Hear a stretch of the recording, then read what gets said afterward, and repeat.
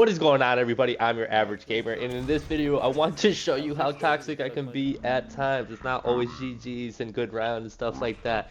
Like I said in my last video, I don't want you guys thinking I'm some hypocrite where I'm this nice person all the time. I express my frustration, especially if a Mercy has less heals than a Zenyatta on the other team. I have a huge problem with that. And what's hilarious about this entire clip is this person tells me to get a clip and then switches from a Mercy to a Moira. You know, so like I'm confused because Mercy to me is one of the best supports. Nothing against Moira. Moira is really good. She can do some damage, but when it comes to having a great support on your team, to me Mercy's always the go-to. Her, Anna, yes, Moira can be super useful, but I like abilities that can help the team all around. So Anna has the ability to make it so the enemy team can't heal, and Mercy can heal the entire team, buff the entire team, do everything that benefits the team. I'd also like to point out that I didn't target anybody else in that entire game, and that I said GG's at the end to the other team. It's not like the other team was doing anything wrong.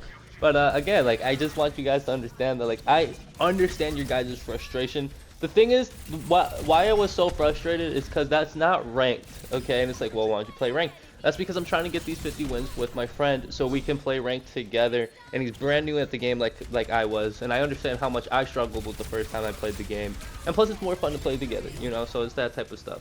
But as you guys can see, I just threw probably the worst ult with Tracer. This is my first couple of games as Tracer.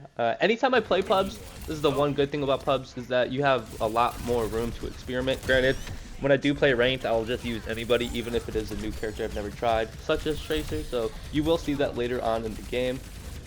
In my last video though, the one thing I was trying to bring up is how every single game I'll always see, like, support difference, tank difference, damage difference, and it's pretty toxic. Again, this whole video is to bring light to that, saying like, dude, I understand. I mean, huge support difference, right?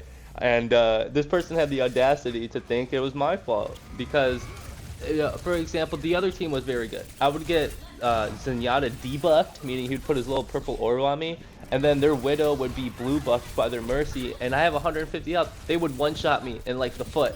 I'm not even kidding you. And I was like, wow, that's actually a really good plan. And so for me to still make a play like that was pretty huge. But again, like, that goes back to all my other videos when I say that's the one thing I really like about this game and don't like about this game is you can make a huge play as a decent player or a good player that can change the outcome of the game. But then I also say you can only do so much because, no offense to everybody else in that game, but the other team was just way better than all of them.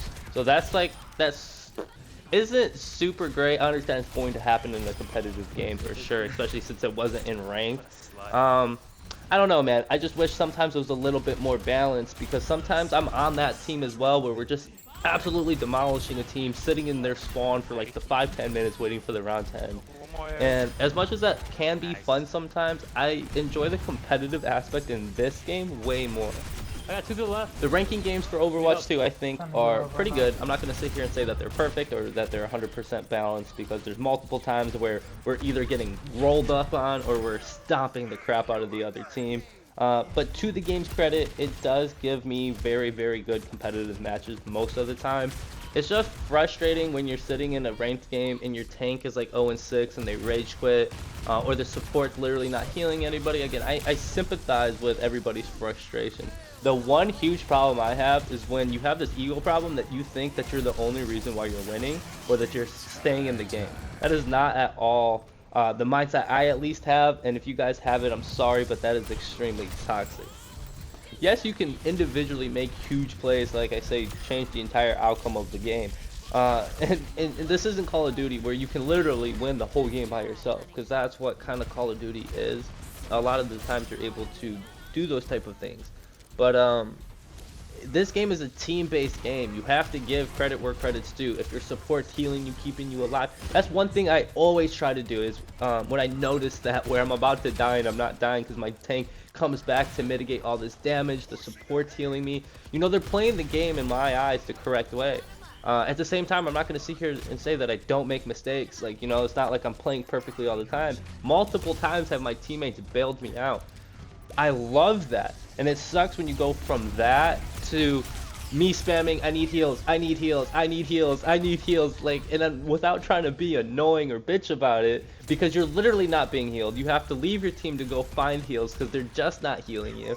And what's super ironic is when I first started playing this game and I played Soldier, I knew for a fact that this was going to be a problem, and that's why Soldier, in my opinion, is one of the best in the game.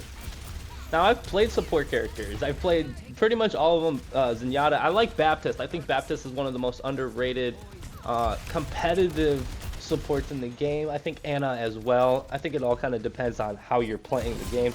And that's one thing I also really enjoy, is that you can engage in a bunch of different ways, depending on who's your team. For example, if you have an Ana, I know a lot of people is like, don't focus the tank, but if you have an Ana and you break the shield or you stop the mitigation or whatever it is, you can focus the tank because you're stopping their heals. That's huge.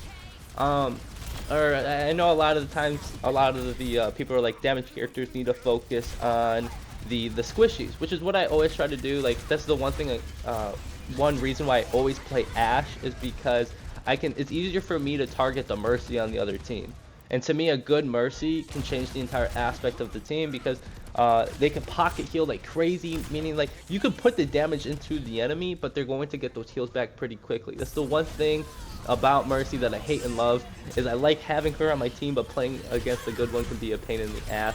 Especially one that has this crazy insane movement that's not just flying directly in the air, but is gliding left and right and is really fast and is hard to hit. Those Mercies are really great to have.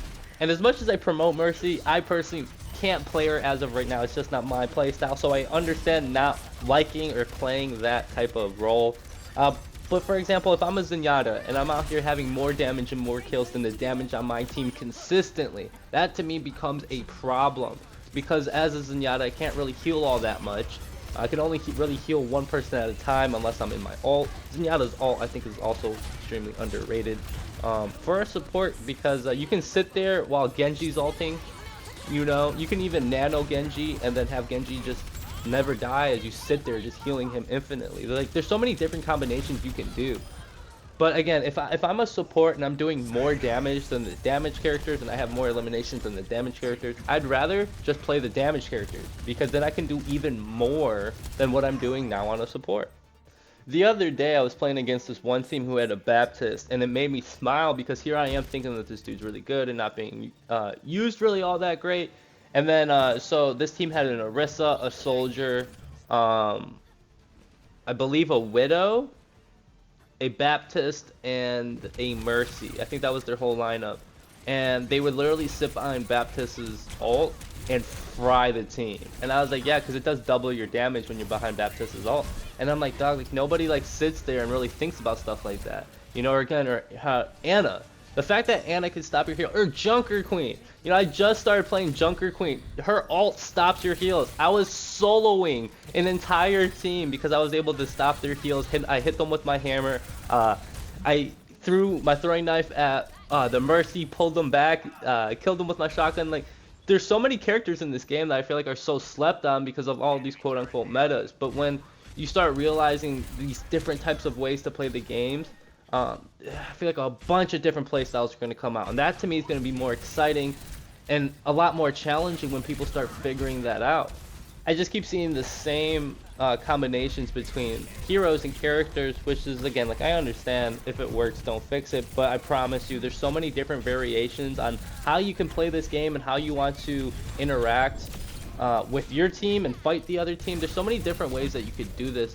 And it's all because of the heroes, and I think that's where this game really does a great job.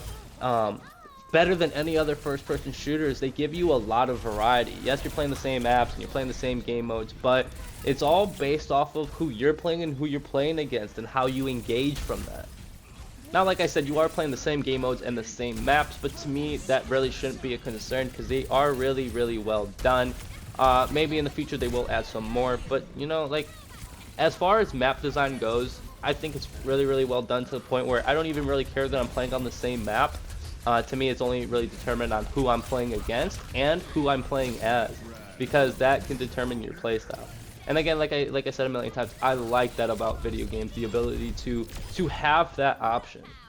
The last thing I want to talk about, all corny stuff aside, is the fact that I really do appreciate you guys. Okay, I'm working and grinding to get these 500 subs, and it's all because of how you guys have been. You guys have been an amazing support group, and I literally couldn't ask for anybody better to have watched me play these games and to just start my journey with. You know, I started this whole YouTube thing because I love video games. I've always loved video games, and I always just thought to myself that I have something to offer, whether it's gameplay wise or commentary wise, or maybe just different perspectives on things where, you know, I want to be involved with you guys, because I swear to God, go back to some of my first commentaries, they're so cringy to how they are now. Granted, now they might not be perfect, but I'm working on it, and I only do these things because you guys make me feel as if I can get better at them. You know, you guys have been so kind, so good. 99% of you have been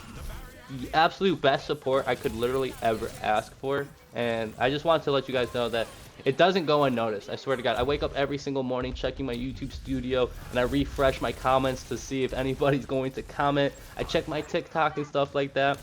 If you're interested in my TikTok, it's Your Average Gamer 123. I just post clips basically from my YouTube onto there. But again, just one last time, thank you. I love you guys. Your guys' support means the absolute world, and I hope that we can continue to grow and have fun. I cannot wait to hit 500 subs, because then I'm able to do community posts, meaning I'm able to kind of talk to you guys more without having to make these videos to reach out to you guys. I have screenshots that I want to show you guys from my first adventure, I guess, as a YouTuber, to even now, where I just want to show my appreciation. I want to tell you guys thank you. I want to do surveys. I want to interact with you guys way more. This isn't a YouTube channel where it's like, hey guys, come watch me play video games. It's like, hey guys, come watch me and talk to me about these video games. You know, I want to talk to you guys. I like a bunch of different perspectives. I try to keep an open mind, and I like all in any type of video game. So that's where I kind of want to have this YouTube channel take off. It's like, talk to me about Elden Ring, Dragon Age, Call of Duty, talk to me about NBA 2K, Fortnite, Forza, Need for Speed, talk to me about FIFA, Madden, anything that you guys want. I'll literally sit here and talk to you about it, give you my best input about it, tell you how I feel about it and stuff like that. So again, like, have fun with this. Comment anything that you guys want. Do try to be respectful of other people's opinions. And again, it doesn't matter what system you play on. It doesn't matter if you play on PC, console, Xbox, Nintendo, Wii, Game Boy. It doesn't matter, man. We're all in here together having a good time.